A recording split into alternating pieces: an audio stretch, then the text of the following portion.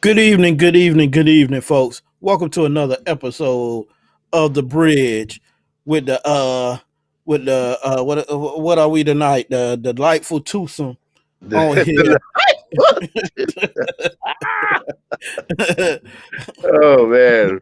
let me bring that the dynamic duo. Okay, okay. We go try to hold down the fort. For the missing brave. Yeah. So I am James Howard, and on I don't know which side people seeing us on, but my other compadre is Chef Irie. Tell the people about yourself, sir. What's up, everybody? I'm Chef Fiery. Yes, Chef Extraordinaire. Yes, I love that. Yes, I'm your private chef and caterer here in South Florida, and for everywhere else that you'd like for me to travel to. So have nice meal travel. Yes, here to cut it up with Mr. James tonight. We're gonna talk about whatever we're gonna talk about and make it nice and cool. If you disagree, you disagree. If you agree, you agree. And by the way, leave us a message in the comments so we can Yeah, chime in. how you vibing, chime We ready for you tonight. in. All I gotta say is this year started off in a bang. The first week of January was hellified. Yeah, well, we gonna get to that. We gonna get to the Mister I don't want to leave in a minute. I don't want to leave. Period. I don't want to leave, and he gonna hold on like uh like like it's his last day on earth.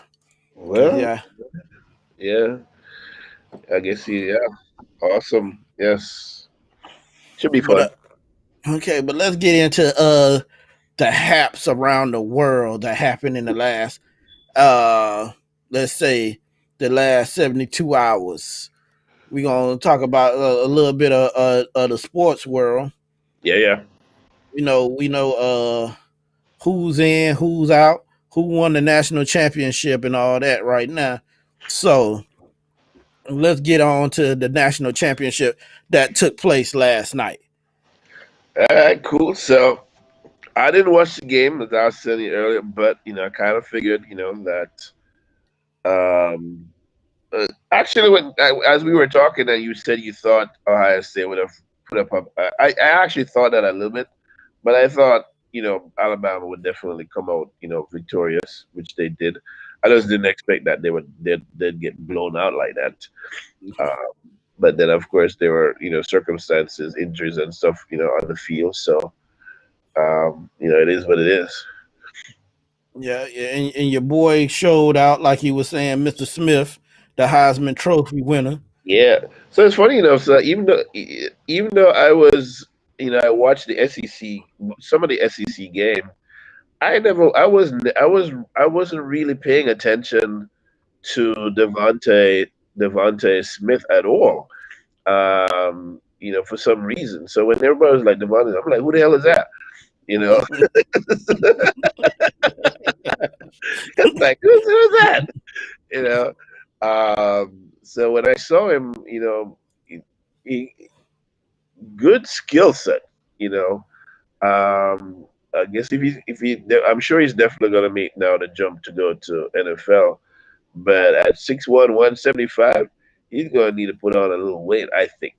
You he may be able to outrun some of them college dudes. But when he starts getting bigger bodies, put on him, check like that. He might be evasive on for Alabama's team. But at least he's got really good skill sets, good hands. The way he catches his touchdowns, catches balls, hands out front, catching them balls before it comes into your chest and all, 2 feet down before you get out of bounds. Like he's already, playing like a pro. Yeah, Yeah, yeah. and that's how you got to be nowadays in college. Show your pro skills before Right, you even get to the upper level. right. So he's like, yeah, I'm sure his workouts are going to be cool, and everyone's like, oh, excited. So I guess for the game, it's kind of disappointing, to see, how well, which was kind of expected, the large crowd celebrating, the win, and just like thousands of people just out. So every time I see like a large crowd like that, for whatever reason, after everything that's been going on, is like, damn, we're never gonna Get out of this. get this COVID thing under control because we just show it out every time, There's no control. Like, oh yeah, let's ransack the city now. right? Yeah, man. Uh, Yeah. So that was kind of crazy though. But everything they were talking about, was how, I was listening to Skip and what's my guy name, our famous, Shannon, yeah, Shannon, and they had asked a question if they thought, you know if Nick Saban, was the greatest, coach. And the cat that they were talking to, he was like, man, it seems like every year we come to this point because, he'll play a game, they win a game or win a championship, and we're like, yeah, he's the greatest. This year, he's the greatest player, the greatest coach, and but you can't deny, I don't, I've always,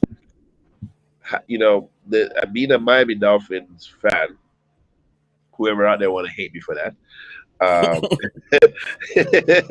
or pity me, whichever way you want to take it. y'all still sore over Still, Saban I'm saying still sore. What can I tell you? I that was Saban said, man, I yes, can't win with him. I can't. Let me go somewhere where I can coach some people how to right. be winners. Yes. What can I tell you? I will not be the head coach for the Alabama Crimson Tide. I will not. Yes, it's like in defiance too. Yes, and then boom, ooh, Nick Saban is moving. The moving trucks are pulling up to his house. Moving to Tuscaloosa. Tuscaloosa, here I come. So just the same way I think about him, just the same way I think about Tom Brady and the Patriots. When Tom was with the Patriots, I hated the Patriots because of Tom Brady. And so that was my sports nemesis. Um, and now that he's on Tampa Bay, I just dislike. I'm like, I wish Tampa Bay would just lose. So how do you feel that they might be going to the Super Bowl? Well, They, there's a good possibility of that. I think the Saints are going to beat them this weekend, though. yeah, but if they make it to the Super Bowl, the Super Bowl is in Tampa. Right. So yeah, every year they always say, because has a team actually hosts the Super Bowl played in the Super Bowl? I don't know. We need to get with the Yeah, fact checker and I see can't remember if that has ever happened. the has a team that hosts the Super Bowl ever played in the Super Bowl that same year. Cause then would they be the home team? Pretty much. But it's playoff time right now, so anything goes. All the teams, the good teams that are in now, it's winner go home, winner go home, winner go home. As you see with Pittsburgh, but when I look, Pittsburgh ain't come to play, man. no, they didn't. When I look at it, but Cleveland, they've been playing pretty solidly, most of this season. That quarterback that they have, Baker Mayfield, yeah, Hmm. and he got some good weapons. Landry definitely came into his own this season. He really found, like, he found his his place, because of Baker Mayfield and whatever other weapons there were. The running game there, but good Hmm. game. So yeah. And the fact checker said it has been two teams, the Rams and and the 49ers. Okay. Rams and the 49ers have hosted the Super Bowl and It's funny. played in it that same year. Is that the 49ers? Is that the Super Bowl they played the Dolphins? Was that the Super Bowl that they played the mullets in? But You can mess with Irie at the same the mullet, the mullet. God dang it! So everybody is saying that they think it's going to be either Kansas City and possibly Green Bay time. um, in the Super Bowl. Both those yes, both those teams have buys, so they played this week. Um, uh, yeah, Kansas City is strong, but I always anything I don't say anything can happen, during the playoffs. Mhm. You know, um, one team might not play well, and another team play better. The team that you least expect to win plays super well and win the game. You know, I didn't expect Seattle. I didn't expect Seattle. Seattle lost, right? Yeah, they lost. Yeah, I didn't expect them to lose, but they did. You know, but they too they played a crap game. I watched some of that game. I was like, who is this team? They played the Rams, right? The Rams ran on them. Yep, yeah, and taught them a thing or two. They got But taught. I think what messed them up was that the Rams didn't think that well the Seahawks didn't think that golf was gonna play in the game. And he had to come in there and now your game plan changed. Right, right. Was he hurt? Yeah. Is His that from thumb the injury that he had in the season, that hip thing? no, it's his thumb is messed up. Oh, okay. Oh shit. They ran Mhm. at them. Like they don't even know if he's gonna be the quarterback gonna start next week. Well, Okay. this week coming. Well, one And thing I this know, with a lot of players, man, they some of them, they will grit it out, you know. Mhm. Um, you know, but when you get, I guess when you get like as old as like Drew Brees, though, that rib injury, he was like, yeah, he just like I can't go. He's like, nah, man, nah, I just can't go, coach. That's how you gotta be though. You gotta get there to the point and be like, nah, it ain't gonna happen. Yeah, you want to be like, what was it Walt Reed from the Knicks that had that injury, the leg injury when he Oh yeah, he limped all came back on. yeah, and took him to victory. Hmm. Yeah, those are what triumph and victory is all about. Dig deep, for the sake of team and for the sake, because you really want that win. Hmm. And because even the cat, the receiver for Alabama, he broke his thumb, or so he injured his one of his His finger. fingers, yeah. Yeah, and He went off and they put it in the cast and he ain't come back. oh, he didn't come back. No, he didn't come back. Oh, so which point in the game did they take him out? Right after that happened. Oh wow, Yeah, right after that happened, they took him out. They took him back to the back. yeah, Then he came back in plain clothes. wow. Guess he had all his number. He was yeah. Wow, he did all that damage in the first half. Hmm. Uh, and imagine if he would have played in the third and the fourth. Wow, yeah, that would have been like super super spectacular, phenomenal. But yeah, I think the games this weekend are going to be fun to watch. I definitely think Buffalo. Who does? Yeah, I don't think Buffalo is going to make it all the way. I don't see that. Who Uh, Buffalo got to play this week? I think Who had, dog, I don't even know who Buffalo got to play. I think they play Kansas City. Is Uh, they play Kansas City or Cleveland plays Kansas City? One of I the think Cleveland plays Kansas City. okay. Is ever who had the worst record, and I think Cleveland had a worse record than the uh than the Bills. So they would play Kansas City, the Chiefs. Okay. Yeah. But I think as you can see, the level of play, for most of the teams has definitely gone up. Um, so the teams, where I mean that, in terms of draft and stuff, now, Hmm. they have two high draft picks. When the draft comes up, 3 and 18. Um, you know, so we'll see if they utilize, Okay, yeah, that's right. They play the Ravens. the Bills play the Ravens. Yeah, they play the Ravens. Yeah, that should be like a fireworks game. Hmm. Was it Lamar Yeah, Jackson? Lamar. Yeah, That he got his first playoff victory. yeah, Now they can shut up.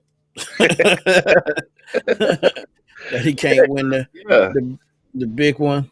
And the Bills, they finally won a playoff game after 25 years. The last playoff game they won was in 1995. Um, Oh, that put him right there. When the Browns. was it 1995? Whatever it was. But yeah, it's been 25 years since they won their last playoff game. Yeah. Oh, they ain't even win one when Bledsoe was there. I When thought they was, would have when was Bledsoe there? after Bro, he left the Patriots the because Patriots. yeah, because of Tom. But I just know that it's been 25 years since Mhm. since they won a playoff game. So it's they were celebrating for that for sure. Mhm. But they have a good quarterback. So they have a good quarterback. And he's tough. He's smart, very agile. Moves when he's supposed. Moves around in the pocket, runs. So he's not a scatter like Lamar or anything like that. Mhm. But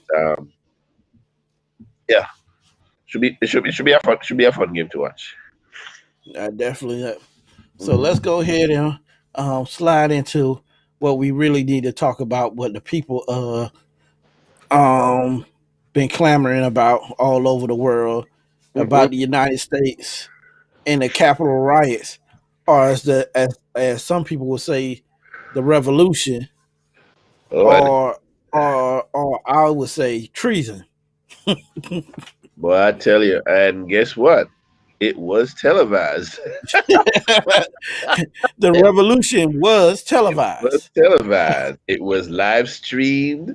It was photographed. It was on Facebook Live. you Every know, which way they wanted to every put which it. way. People who were criming were filming and filming themselves criming.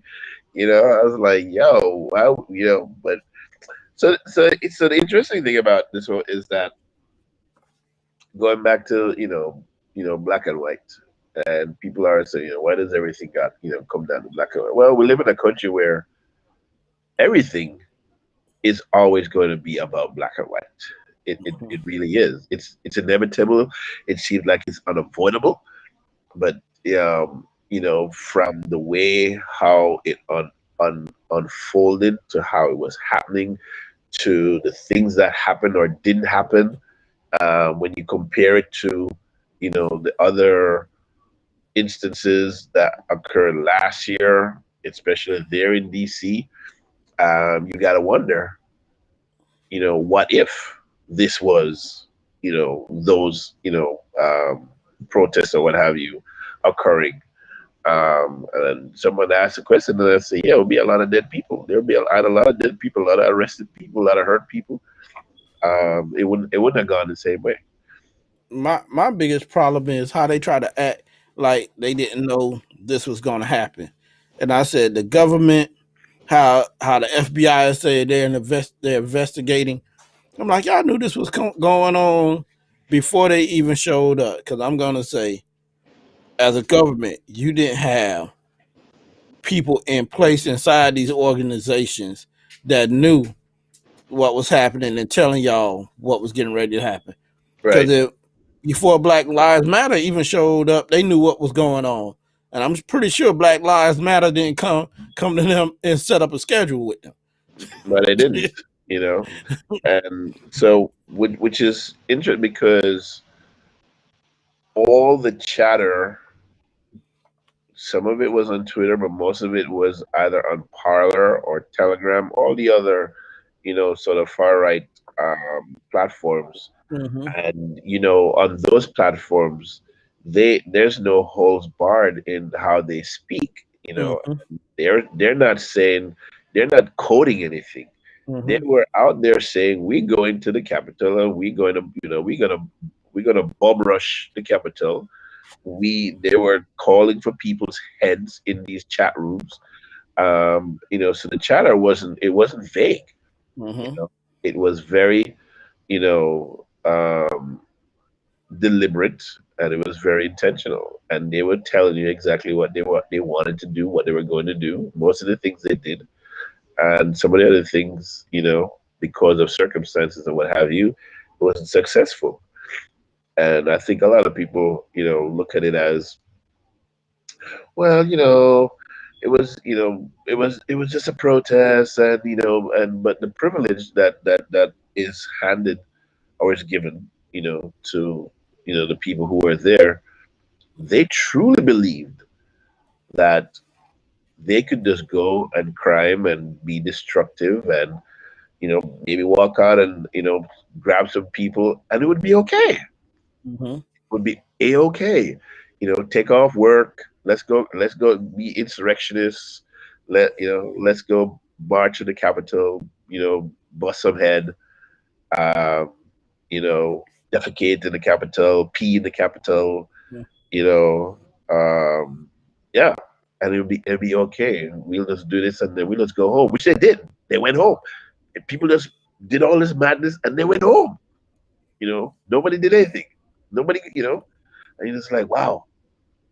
And now you're hearing that um, they were planning some of this stuff.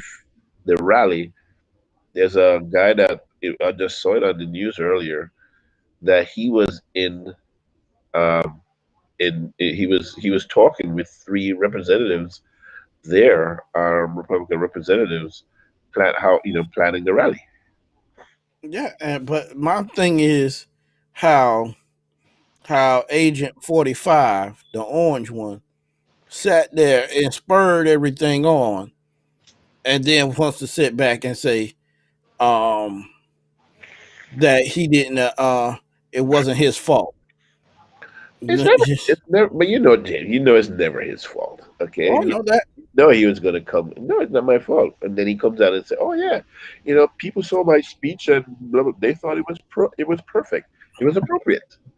There was nothing wrong. I did nothing wrong. I don't think I did anything wrong. And just deflect, deflect, deflect, deflect. Well, I'm gonna say this, and I'm gonna put a how I want to say it, a lay no, I'm gonna just say it, not at the risk of saying sounding that I'm racist or anything like that, but to me, it was a typical white person saying, causing a problem, and then acting like they had nothing to do with it. But that will be the first one to, say that we act like savages and animals. But here you are spurring on to people, your people, to act like savages and animals. Right? Yeah, And, yeah, and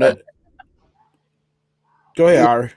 yeah. The whole, yeah. So you just, when you look at it, it's almost like you're just in awe of seeing it go down, in real time.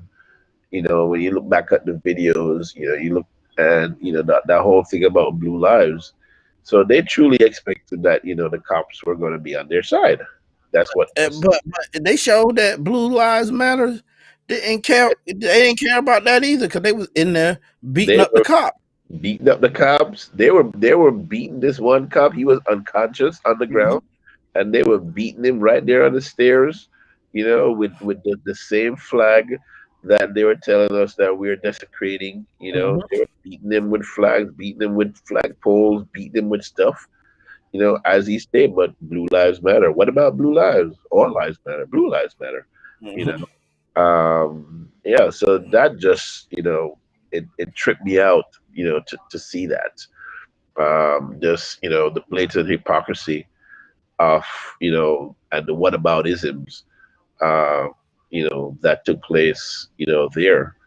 Um, and then to have people come out now, the same people who were saying, we yes, something happened. Yes, we think he committed impeachable offenses.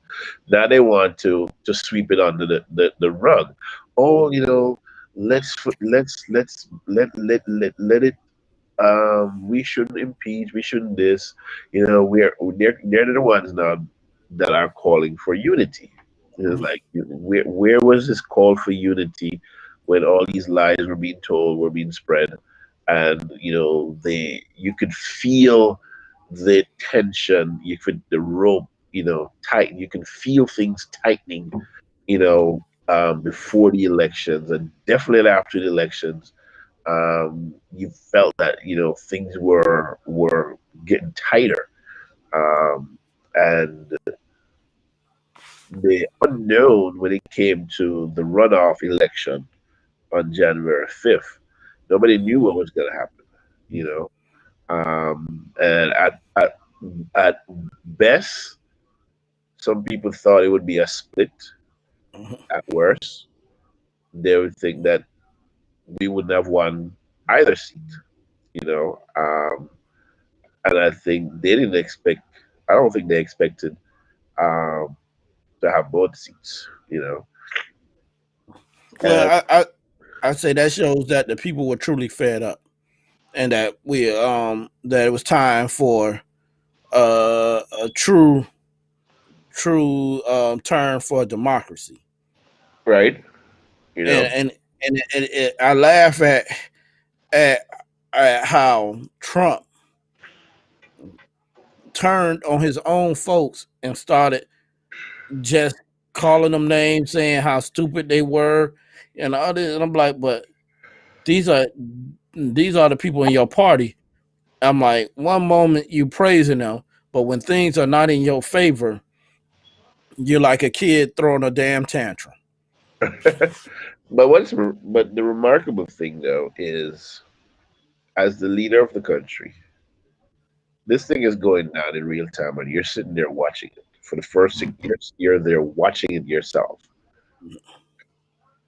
The vice president, the speaker of the house, and who else that's right there on the top.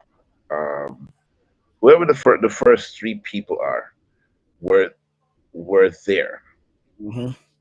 and this is happening in real time.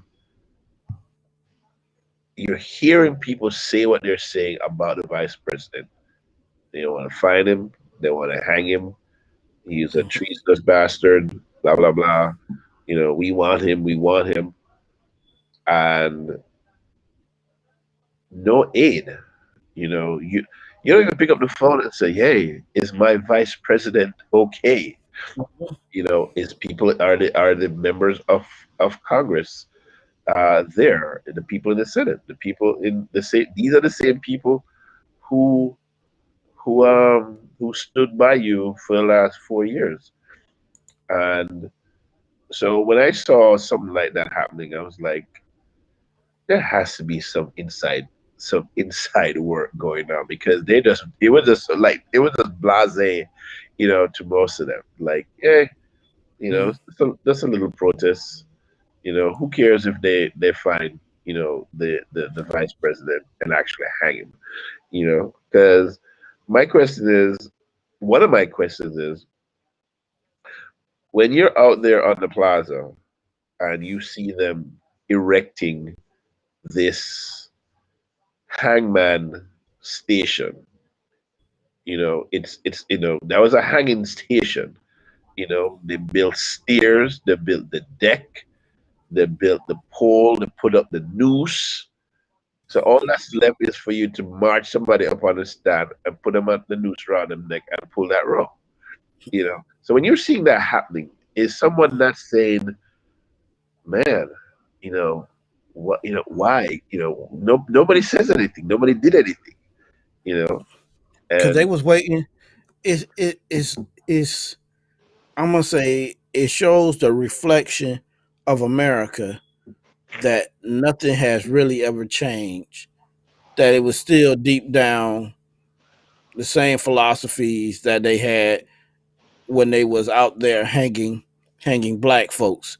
Cause they could sit right there and watch black people get hung like it wasn't nothing.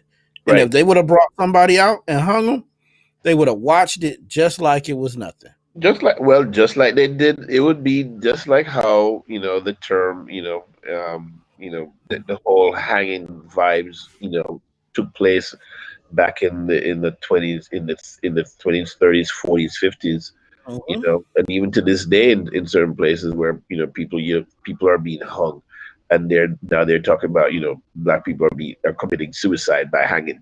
I'm like, really?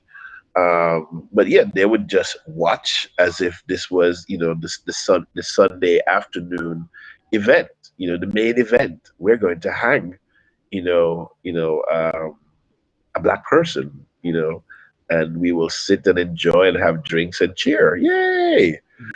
You know. But yes, there is a disconnect, Detron. And I don't think, as much as, I think we're always trying to get them, the other people, to understand, what our pain is, or the pain. But that, I don't think that will ever happen. Some people might kind of um, try to understand, but if it ain't happening to you, if it has never happened to you, you will never understand. You will never understand it. Like, who is it that said, they've never had a job where they've had to feel, unsafe going to a job because of the color of their skin. They've never had to experience any of the stuff that we keep, saying is, and it's not even just a harp.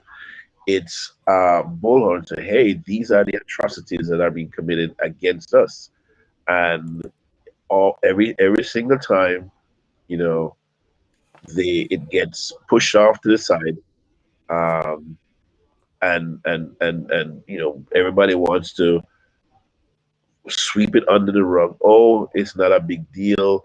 Racism doesn't exist. Systemic racism doesn't exist. And when things like this happen, they go back to play one, square one. Oh, it wasn't a big deal.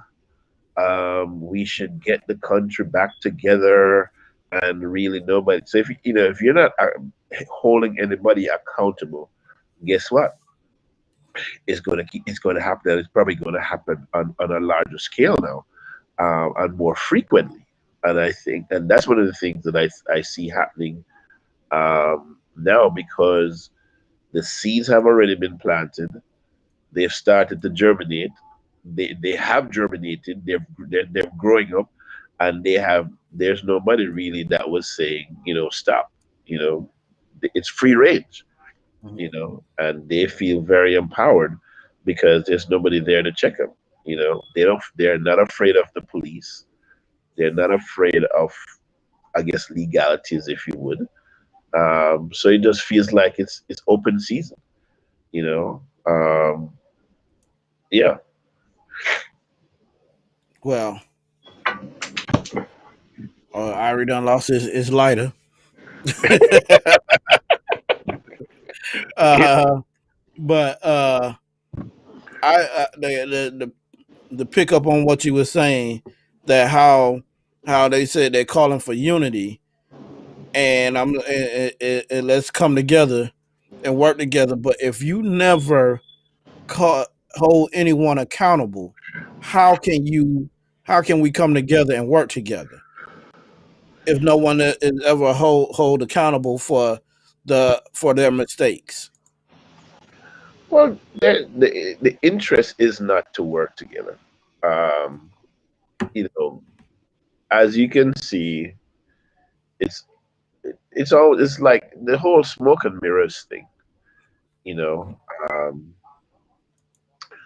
just get to the point where you can just start, talking about the deflection, to make it and to make the base happy. And this whole thing for the last 4 years has been about the base.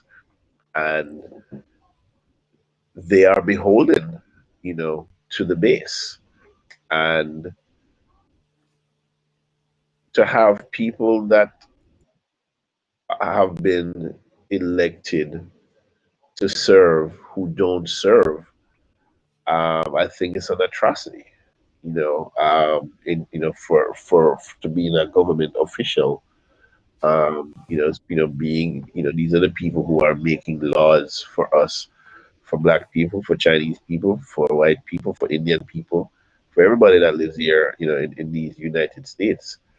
And when they do something and go off the beaten path, and they're not being held accountable, Hmm. then um,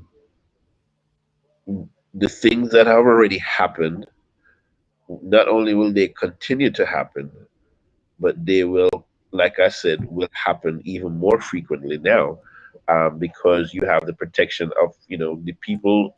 The base is now emboldened because there's nobody that's coming out, and the person that who is leading it is not coming out and telling them no.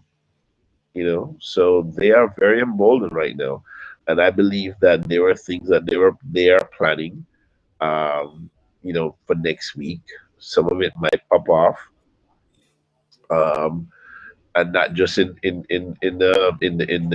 for the inauguration, because they feel, I think, if they're able to subvert the happenings for that day and not allow the inauguration to happen, that, for some, and I feel like there's something else that's coming later this week, this weekend, um, because he doesn't even think that being impeached is like a big deal.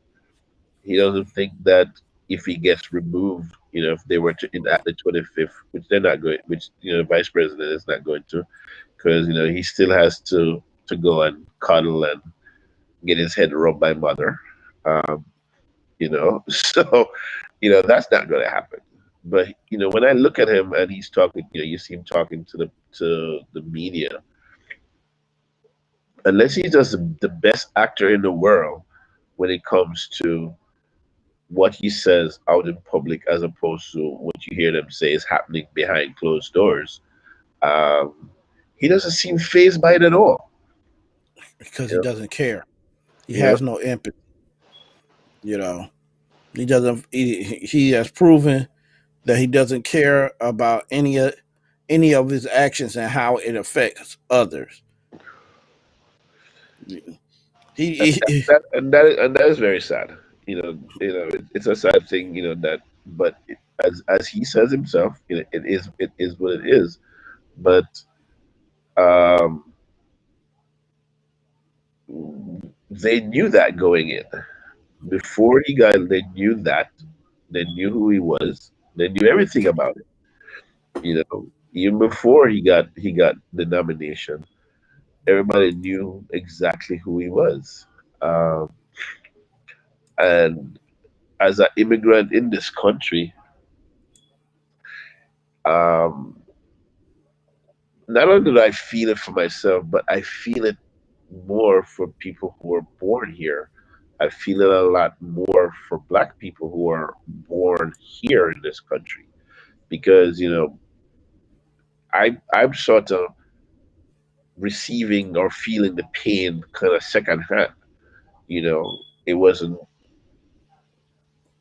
something that I grew up experiencing. Where I'm from, and to come here and to learn and to see and to experience a few small things that have probably happened to me.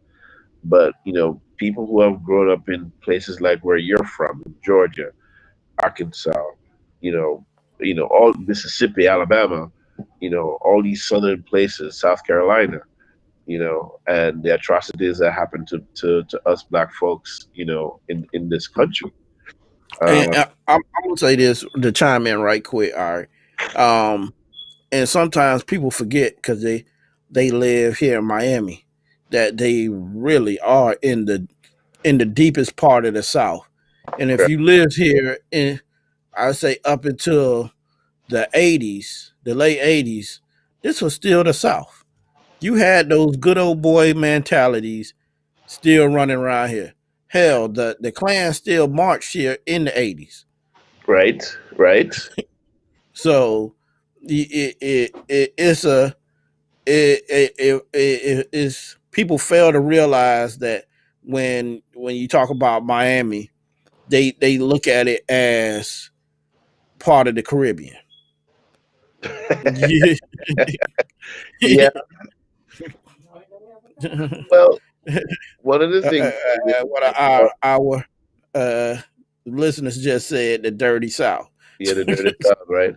So I think one of especially for either the I want to say younger generation or people who have moved into South Florida or Florida proper, um, knowing the history of where you are, it's not relevant to most people or to a lot of people. You just come, you live, you work, you buy your house, you buy a car, blah blah blah, and you just people just go about their lives. So when every time that I would get an opportunity to learn something about, especially South Florida, and you realize that wow, Florida was one of those places that was a lot of jump off came here in South Florida. It's very very racist, still is. And people seem to think that it's relegated just only to certain small pockets in Florida, but it's all through the entire state. Hey, yeah. It's the entire state. There are places in Florida that I wouldn't want to venture. And when I listen to stories that people tell me that happened to them even a few years ago, in terms of where they would be driving and see certain signs, in shops, and where people are telling you you are not welcome in certain places. And you see people driving around with whatever it's the Confederate flag and stuff like that, and you know they feel away. You know, Well, I feel like once you get past West, well, even in some parts of West Palm, but once you really get past West Palm, they feel free to fly that flag. what? Yeah, yeah, all over. But you see it. But like I said, you see it. Not just like people are driving all over the place, and it's like commonplace to see it. You know, whether it's on houses, in cars, or what have you. So whether it's Florida, Georgia, whatever it is, like I said, everybody now who support or has that believe that they are free and open to say and do anything that they want to say now. Um, and yes, we can live our lives being fearful, that something is going to happen to us. We still have to go out there and be the citizens that we must be, law abiding for sure. And last week I think we are talking about gun ownership and for black people. And I think for me personally, I was one of those people, like, well, um, if I want to get a gun because I don't know nothing about gun and this, that, and the other, and arming yourself, and then you get down to a point, it's like it almost feels like it's going to be a necessity that you need to weaponize, as Detroit says. Yeah, weaponize yourself. Get trained in the art of self defense. You know, yeah, get with it. Get with it. You know, so we got to gear up. You know, because I feel that I think a lot of us are going to start experiencing some things that most of us probably never experienced. And a lot of things that we thought were no. I think black people never thought that it's ever done away with. It's always been here, but I think it's going to start being more. Yeah, there's just a lot more. I think that's gonna be out there in the open. You know, Fact- Well, yeah. let me get to this and ask you, and we got quite a few people chiming in this evening. What are your thoughts on the number of military personnel and Congress members and police officers who participated in this civil unrest? I think as the investigations continue, you're gonna see that there were a lot more that were willful participants, not just in the planning of it, but in how it rolled out. Um, you know, people, like I said, people thought they could just, take the day off, come to the state capital, be insurrectionists, and then just go home and go back to their jobs like nothing happened. Oh yeah, we were insurrectionists. We're at the capital and we took pictures and selfies and and everything is fine and we just gonna go home. But you're gonna find that there are a lot more, not just the police officers that were involved, but I think there are a lot more people um, in government that were participating in this. How they ferret them out. Well, I guess that's going to be the the efforts of the FBI and the other personnel that's their job to do. Okay, I don't know if people agree or disagree with that. but Uh, how many of y'all, and I'm talking to you and the listeners out there, feel that everyone that participated in this should be charged with treason or some form of a federal charge for their actions? I think that especially that charge of murder, two policemen now have died. Two policemen have died now, and I was thinking that I meant to ask people in social media and legal personnel. When they say when you go rob a bank and you the dude in the bank, you robbing the bank, and you the guy outside, you just in the car, but you the dude inside the bank shot somebody, and whether you died or not, but harm came to someone in the committing that felony. You the guy in the car, you get charged for that felony as well. You didn't pull the trigger, you didn't do nothing, but you get charged. So I'm wondering if that applies to the people who were the rioters, because I feel once you put foot on those steps and was trying to push through and push up the steps and beating on police officers before you broke down the barricade. Yeah, I think you should suffer some consequences because you were not protesting, you were rioting, and you went there with the intent to do exactly what you said you were going to do. We were going to trash and get hostages and yeah. So I feel that they all should be a lot more people need to be arrested.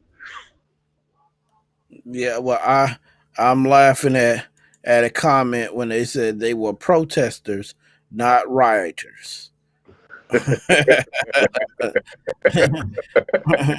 According to the president, when black people were out there protesting, yeah, they were rioters. So it doesn't matter what they was doing when they was out there; they was rioters. So the people who so one of the things that I thought because DC is not an open carry player, for a lot of obvious reasons. Hold on, I agree with what Detron is saying right here. What does he say? The Basman doesn't seek the maximum, just show there's no better than the mob. Yeah, I agree. yeah, I agree. Especially wherever the AG is that comes in once he gets you know put in place. That the whole DOJ needs like a total revamping. The system does. The system, yeah, the system does, and so when you think of all the people, the personnel who have been put in place in different, like scattered around, what have you. You know how it is when when the people in the Middle East, what have you, or even Russia, when they plant their people and then they activate them once they're needed. That's what I think has happened over the last 4 years. you know People have been put in positions all over the place, that are going to be there to protect the seed that was planted. you know Well, that's the movement I feel like he did with trying to rush with the Supreme Court. right. He's planning for later moves down the line to have his people in place. Well,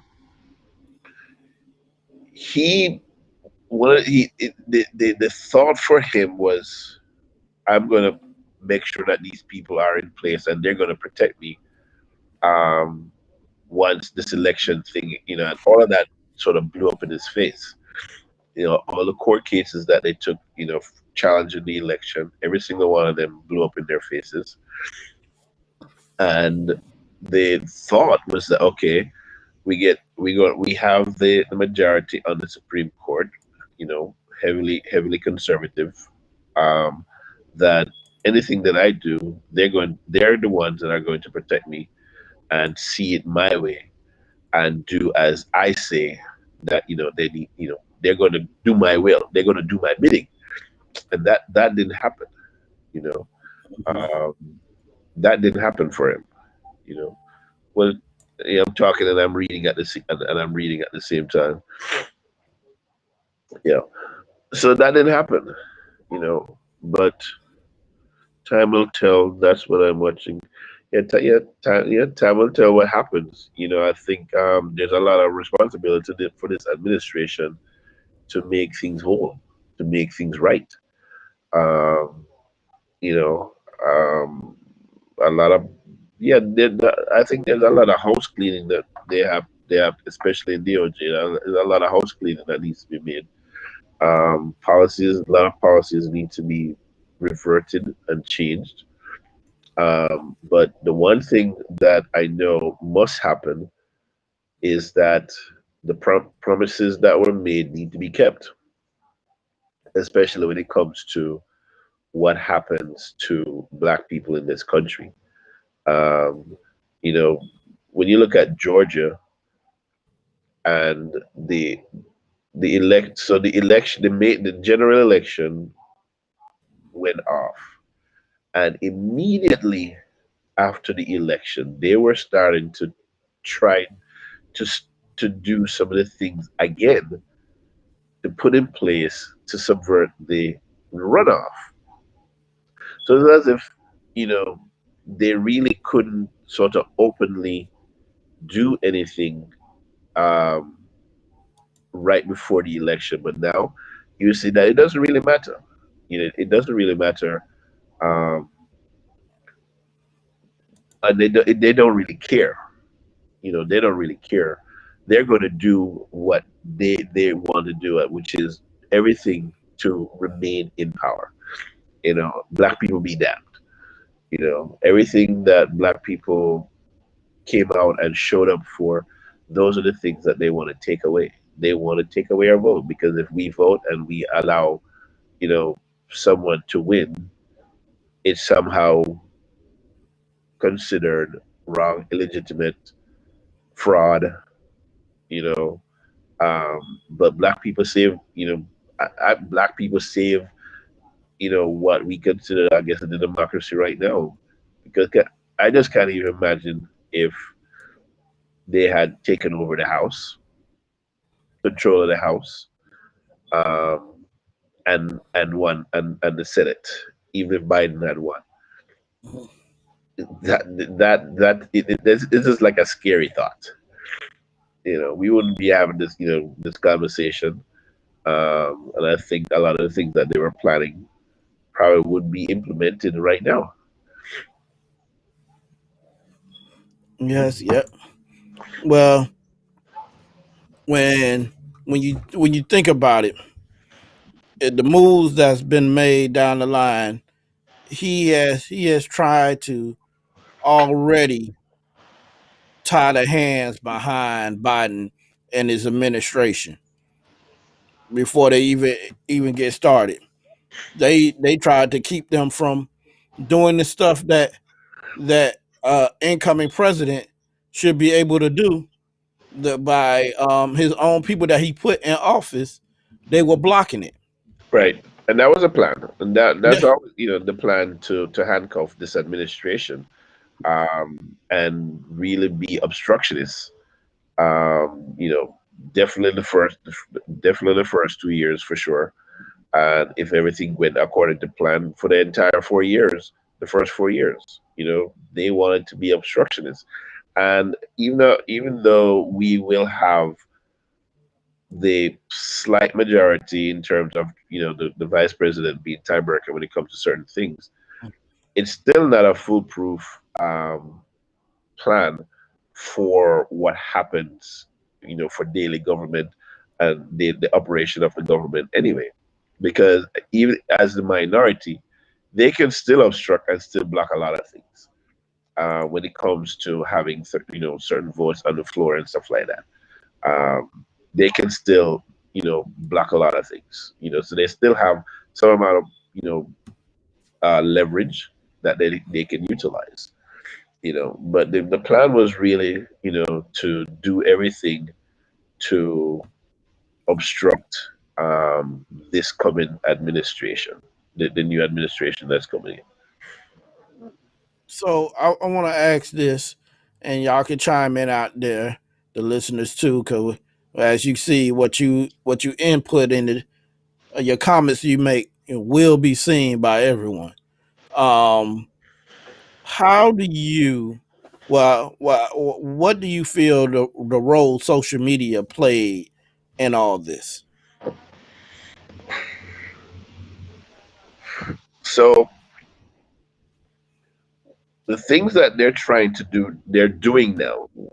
Taking, blocking people, from social media platforms, blocking him. Some say, it's a little too late. As they said, the horse already gone out of the barn, out of the stable. All right. So when people were there talking about, and so the fuel, there's more fuel added to the fire now. Social media um, a huge tool that's used. So people use it to express, and I think a lot of people try to hide behind um, the whole amendment issue, the whole freedom of speech thing, and I get the whole thing with private companies, and stuff like that. But to the people who are in control of these private, companies. I think they had a duty, you know, not just now, but from a way back, to go in and say, hey, we can't allow these certain things on the platform, because it just allows, just people to say whatever they want to say. And I think a lot of people through social media became radicalized, to what's happening now. You know, they believed everything that was being told to them, and when I don't know if you ever see any of the conversations that go on in Parler. I'm not on Parler, but because I'm on Twitter, I often see a lot of screenshots from people, commenting on things that's happening in Parler, and that platform is insane. Okay, it's insane. The things that they, because they, this is that we can speak freely without feeling that we're going to be banned or put in social media jail. You know, so, but social media, did give prominence to the rise of what we see happening. More supremacists. Um, they don't have to hide it. They don't even have to hide anymore. They're just out, you know, saying and doing what they want on social media. Okay, was it? He's a narcissist. He needs attention. Social media gives him that. Plus he bats. He's batshit crazy, just like his supporters. Listen, well, well, and that's a crazy thing. So we can sit there and say, okay, he's batshit crazy, and but in the same breath, because remember, I think most of us, when he first came and he got elected, oh, he's crazy, he's stupid, he's dumb, and the thing that he's dumb about, that he doesn't have any interest in doing his job as president, or interest in operating the government, for the people. It has always been operating under the guy, to help, to benefit him and businesses that he gets money for and the his buddies. people that are around him. So stupid and dumb, maybe when it comes to running a government, yes, but stupid and dumb when it comes to things that he knows, things that benefit him, no. I think he's a very calculating, person, as most narcissists are. They're always planning, you know more than one or two steps ahead of what, so he knows the art of deflection. You know he, he come out and do some crazy stuff, and by the time you realize what he's doing, he's already two or three steps ahead, planning the other crazy stuff that he's going to come out with. Because all while you're there, we are here talking about that. He's laying the groundwork for the things that are beneficial to him. He's doing. He's like three card money. He's distracting you on this side while he's doing something else with the other hand. Exactly. So And I yeah. want to say to chime in on what Detron said. I'm gonna put it back up. That yeah, I agree. People are to blame for what they consume, but people need to be able to read it and decipher exactly what is bullshit and Well, keep moving. when you say people, okay, that's kind of broad. It's because we now, there is 75 million people. People have voted. There's 75 million people that feel one way, and there's 82 million people that feel one way. You know, so when it comes to tabloids and media and stuff, 75 million people believe only the thing that is fed to them. And they, as when you listen to interviews and things of that nature, anything outside of the periphery of that is irrelevant to them. It doesn't matter, you know. And like you said, I can go out on Fifth Avenue and shoot somebody and I wouldn't lose a voter. And so he may not have physically shot somebody, but he's been doing a lot of shooting, Shit, and he shot the government. you know, and it hasn't changed, you know, anything for them, because they're just believing what's been told to them, and that's all they believe. You know, whether Okay. it doesn't matter if it was a lie told 100 different ways. This is what we believe, and this is all that's important. You know, so anything outside of Fox and OWN and Newsmax and Telegram and Parler and those platforms, anything that's been said outside of that doesn't matter. You know, we can watch CNN and Al Jazeera and BBC and, you know, MSNBC or whatever you, or, you know, talking to, you know, having general conversations, and we'll have certain discussions, and then you'll try to have that same discussion with, you know, someone that believes what they already believe, and there's no changing. You're not going to convince them otherwise, you know. And so that's why a lot of people have lost friends, lost family members, relationship with family members, because that radical, they say we're radicals, the liberal are radicals, but they are already radicalized, you know, and in their beliefs, QAnon, you know, everything, all of that, you know, they believe what they believe, and you're not going to change their minds. Okay. Well, what I was getting ready to say. 'Cause I'm looking at Detron, and he's saying the other 80 million shouldn't believe anything they hear either. Well, you know, it, it's like like we say, you gotta. It's like it's like religion. You gotta read it, know what's for you, and take that part and hold it to you. And the sad part about it is, Trump people take it, hold it to them, even if it's true or not. They act like it's true because just like he told them, we're gonna march down here to the Capitol together. I'm So gonna be what you yeah, say. I no, I was about to say. So yes, I agree with Detron, you know, in saying that yes, the other 80 should not believe everything we hear. But I think the distinct difference is that at least whatever it is that we're hearing on one side and or both sides, at least we are able to still come together and have meaningful discussions.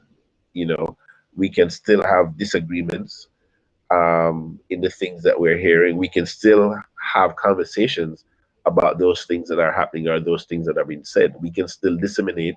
We can still separate. You know, the madness. Um, you know, and don't always have to believe everything that's been said to us either. You know, but at least we're able to have discussions and conversations. The other side is not having open discussions like we are, you know, where we can, you know, um, do what we're doing right now. You know, they're not. You know, and I think that's a big difference when it comes to the information that's being put out there. Um, you know, so I don't know. okay. Let's see where we was. But like I was saying before, how his followers will sit there and just blindly believe whatever he say. Like how he told them, we'll go down to the Capitol together. I'm gonna be with you, and we're gonna do this together. We're gonna protest and make changes together. We gotta fight. As soon as he said that, they started marching down there. He got in his car. and he went in the opposite direction that they was going. And I'm like, if you see the man hang you out to dry like that, you're still following him. How stupid can you be? Well, they want to say that we should not call them stupid. Um, and I think the sane person that walks around, that looks at the things that are happening, you know, has to, when we are there questioning stuff, questioning this, whether it's, whether you're independent, liberal, what have you, we're questioning stuff, you know. And I think as it pertains to black people in this country, we've always questioned, a lot of stuff, and we have our own conspiracy theories as well. Some of them are quite, some of them have teeth to them, because of what we see happening in this country, what we see not happening in this country when it comes to the progress of us. Um, so I think when moving forward, we can't rely on just what's been said and just take it for granted that things are going to be done to truly improve, the lives and livelihoods of Black people. And we've often said on this show that we have to be in the mindset where we are taking things into our own hands, per se, when it comes to how we develop our communities, how we are supporting each other, um, how we make our voices more vocal, vocal to be heard, not just to make a lot of noise. But you can talk and make, all you want, but you have to be holding their feet to the fire, holding, these elected officials now that said, they're going to do these things. So now we have to hold them accountable. We have to be showing up in places where our voices need to be heard. We have to be showing up at community forums, if those are being had. We need to show up at city halls and whatever it is in our local governments, and make our voices be heard. Because as it is,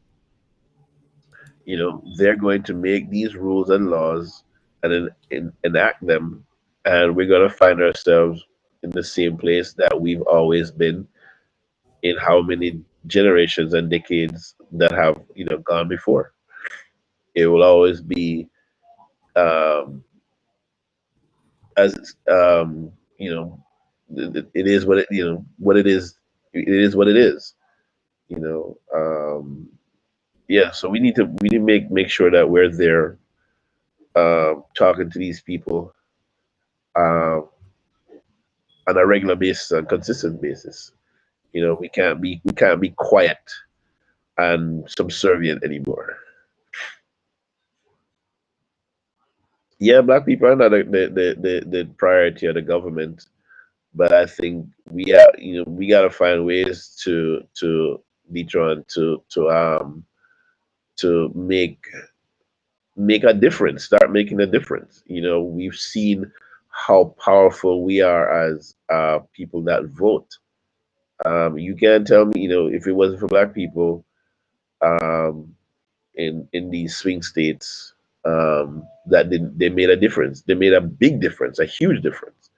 And if we're able to understand and realize that we have that much power to change things, if we actually come together, then yeah, you know, new power or stay independent. Uh, True, but I think, being independent at times, though, does have its drawbacks and limitations. Especially depending on where you live. So especially if you live here in the state of Florida, there's certain things that you can't do, if you're going to exercise your right through voting. Um, if if you're independent, you know, you can make some of those changes, especially from the on the local scene. If you are voting independent, you know, if you stay independent in the state of Florida, your voice is probably only heard for the most part in most of the general elections, and I think well, and primaries too. I think but yeah, I know we sway elections. Um, what changes for us? I'm not sure. You know, yeah, I don't know what changes for us. Well, I know the one biggest change that we need to make, and I know Detron. We talked about this. Irie, we talked about this. That hey, we need our own political party, like I was saying, uh, or just stay independent and hold our votes captive. But so, are we doing that? At what point do we do that? And are we prepared for what happens after? I mean, so you hold your vote captive, and if what you said earlier, Detroit, if that is true to form, that the government really doesn't care about us, then it just seems like it's an effort in it's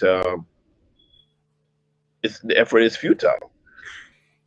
Yeah, What? well, Well, I want to say this though, Ari, and this is what we as Black folks need to understand. We don't just need to come out and vote when it's for the presidency. We need to vote on the local yes, I've been level. saying that all along. Yes, We need to vote on every level, especially our local and our state, because that's where the changes are really made. but how do you change that mindset? No, that's definitely a mindset. Where people still believe that their vote only counts if you're voting for a president, and the president is not the person that ultimately makes your life better. It doesn't. How do you effectively change that mindset? For especially older generations.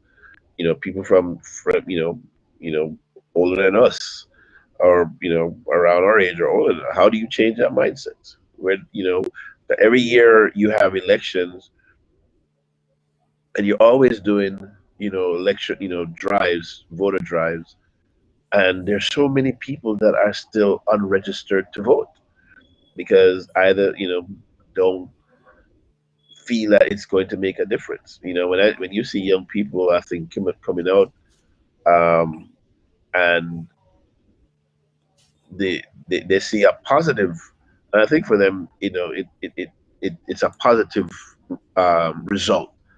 If they don't see that kind of positive result, then it feels to them that it's all in vain. And then they go back and hide in under their in their shelters. But Uh, I'm gonna say this: if they looked at anything from this election, they saw the power in the vote, especially in our community.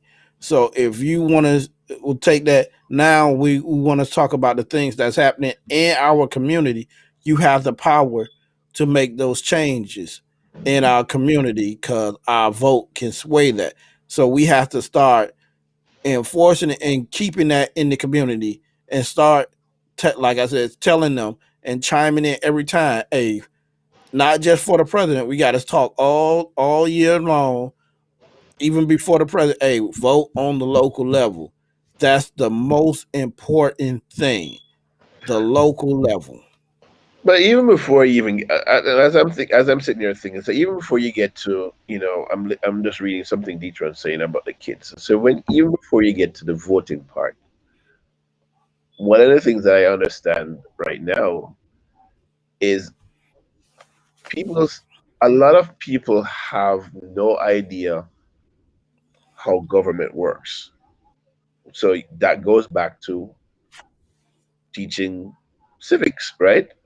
Um, and understanding what all of that means.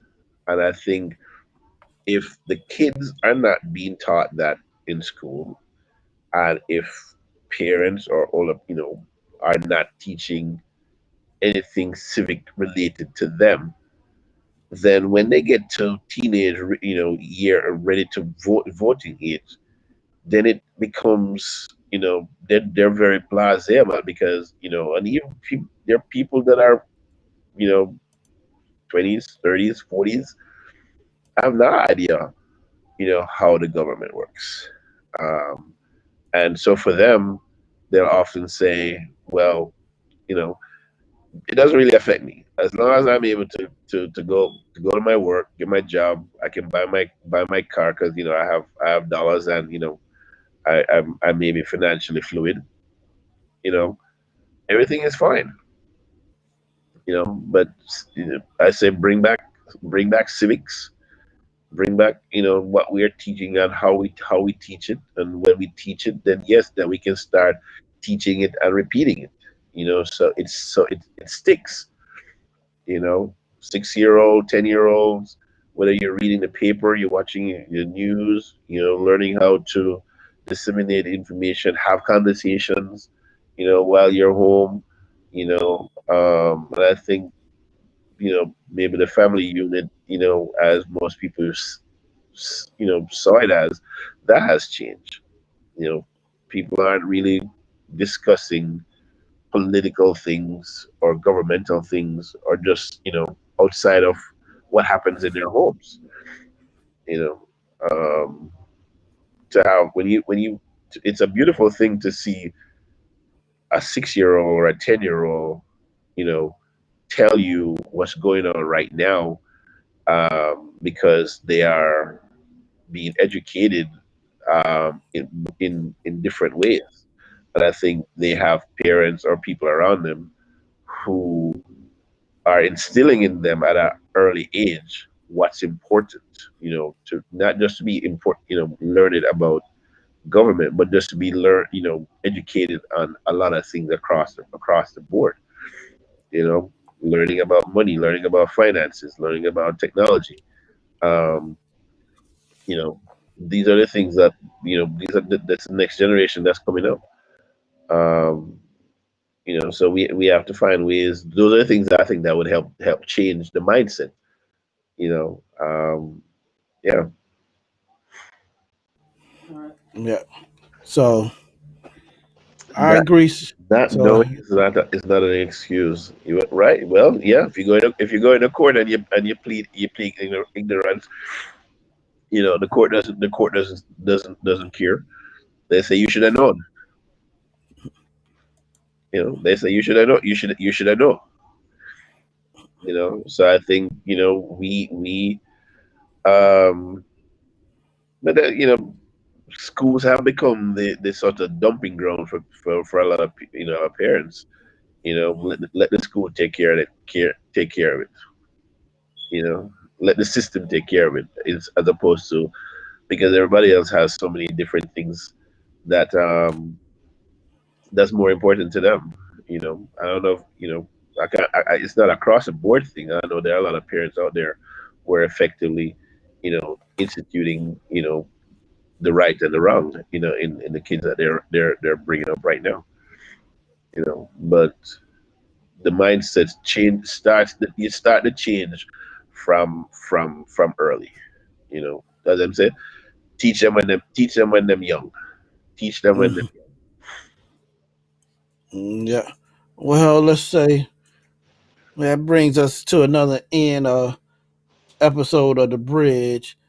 Uh, let's go ahead and do our little 2 minute, well, less than 2 minute synopsis of or something that we want to say and put out there. And I want to ask Irie before we even do that, how did Sunday go? Because I didn't get a chance to put it up. Oh, it was cool. So the Sunday chat, it's sips, choose, and chat with Chef Irie, and I started the first one this past Sunday. And my goal is to really talk about my industry, the culinary industry, and to get a chance to speak with individuals that are in my industry, whether you're a chef, pastry chef, restaurant owner, nutritionist, wine sommelier, what have you. Um, how the industry, how people understand different parts of how this industry works and understand the connections of so many people who are involved in making this industry, successful and what it is. There are a lot of moving parts to this industry, so the conversation was great. I had my first guest was my classmate from Johnson Wales, Vishwesh Bhatt, and he was one of the James Beard Award recipient last year. And why I wanted to really highlight him, he's from India, immigrant from India, black and brown. And in our industry, um, a lot of black and brown people have been slighted in so many different ways. Especially if you're a woman. Now, if you are black and brown and you LGBTQ or what have you, um, we we've always seen that we don't get the same opportunities in a lot of different ways. So what you see happening is a lot of black and brown people are doing things for themselves, forming their own businesses, not feeling that they are um, owned and they have to go a certain direction to be successful and to create their own voices, starting their own businesses, um, doing different things. I've been on the other end of discrimination. Uh, you know, some of them blatant, um, but just to have people out there just sort of get a better understanding of who some of the players are and the things that happen in our industry, so people they can understand themselves. Sometimes how to conduct yourself when you go out to dinner. You know, um, server. People take it for granted that servers are making hella money. Well, in the state of Florida, yes, you get a minute, you get paid below minimum wage as as a base salary, and you make most of your money, in tips. So a lot of people go out and well, why do I have to tip them? Well, that's the way this country is. It's different in Europe. They pay them a higher wage. Um, they pay them a living wage. In most of the restaurants that when you go to Europe, but they don't do that here in this state in this country. Some states they may pay them a little bit more, Colorado, California, maybe New York, but it doesn't happen across the board. So hopefully everybody will join me on Sunday 7 o'clock for sips, chews, and chats, and so you can meet some of the people who are a part of my industry, the cooking and culinary world. Okay, okay. Well, I'm gonna go in here and say my piece about my words for tonight is learn your local level. Who your mayor is, what if you got in the city, who your mayor is, learn who your council people are, who sits on the council, learn your commissioners, learn who your state representatives are, and who are your state senate people are, and vote for who you think will make the best change for your community. I didn't say vote for a party. I said who you think will make the best change for your community. Hmm. Yeah, I think yeah, I just think that we have to be more open minded when it comes to ideas and people with ideas. Because at the end of the day, when you do vote, You're voting for someone that mirrors or supports, some the things that are of interest to you, and the things that you think that are going to be beneficial to your life. Whether it's street signs, whether it's better schools, um, more money in your pocket. That's always a big thing. Better paying jobs, better places to live, more access if you're a black and brown person, more access to places to live other than where they say that you can or cannot live. By presenting things that exclude you. Especially when you walk into the bank. Certain banks. You know, the moment you walk in and you're a black and brown person, you know, things are slighted against you. You're trying to sell your house, and some realtor come in and say, or whatever the appraiser will say, hey, yeah, your house is only worth X. And then, just like the story that happened a few weeks ago, a few months ago, lady on her, she's black lady married to a white guy, and they were trying to sell their house. And the first person that came in, they had all these pictures, family pictures of her and everything, and they valued the house at what they, whatever it is they told them, and they felt that it was undervalued. Well, they went in and they scrubbed the house of pictures of her, and when they came to the house, the second person, it was just pictures of the husband and his family, and there was no presence of her in the house, and the house went up in value over $100,000, just just like that, you know. So um, we need to, start educating ourselves on a lot of things, and not just the things that are just baseline important, but I think in general, in general, understand what's important and go out there and try to get people in positions and places that align best with with what you're trying to accomplish and trying to achieve for yourself as an individual and as your family. All right. So this has been another episode of The Bridge. Join us next week, as we do every week, every Tuesday. Hope to see you next week. This has been the Bridge. Peace.